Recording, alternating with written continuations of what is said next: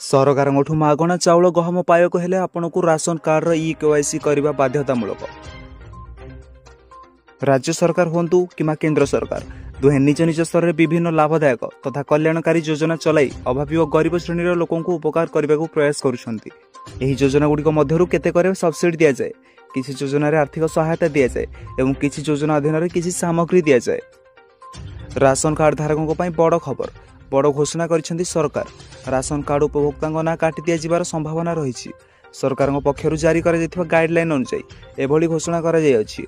Ration card रे अनेक सरकारी सुविधा मिलुथिबा बेले किछि धनी श्रेणीर लोके चंचलता देखाई राशन कार्ड हाते नहीं। तुरंत किछि जरूरी काम कराई नियंतु, नचेत राशन कार्ड रो ना काटी दिया जिवो।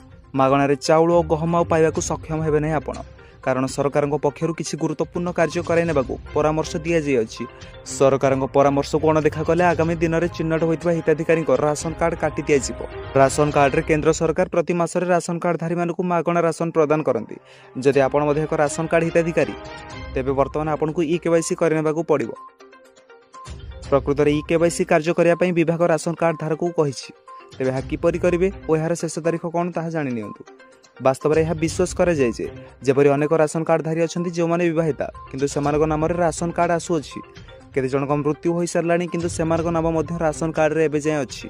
तेबे एभली परिस्थिति रे लोकंग नाम को राशन कार्ड रो हटेया पई ई केवाईसी कार्य करा जाउछि, जहा द्वारा केवल सेही लोकंग पाखरे ई केवाईसी रहि परिबो जे माने हार योग्य। नियम अनुसार राशन कार्ड रे पंजीकृत प्रत्येक सदस्य को ई केवाईसी करिया को पड़िबो। यदि सग्राहक को मृत सदस्य किंबा विवाहित इत्यादि सदस्य नाम को राशन कार्ड रो हटाइबा को पड़िबो। जो मैंने ई केवाईसी करेंगे से पूर्वपरी राशन पाइबे। जदि आप ई केवाईसी कार्य न करती तेबे विभाग आपन को जांच करने कष्टकर हेबो एवं एपरी परिस्थिति में आपन राशन कार्ड अटकी जापे। तेणु यह कार्य को तुरंत कराई नि। तो दर्शक बंधु, राशन कार्ड को नहीं यह आज गोटे छोटी अपडेट। जदि वीडियो भल लगी वीडियो गोटे लाइक करदे, चैनल को नुआ कर दयाकोरी चैनल को सब्सक्राइब कर पाखरे आसुथिबा बेल आइकन कॉल रे सेट कर दियंतु। धन्यवाद।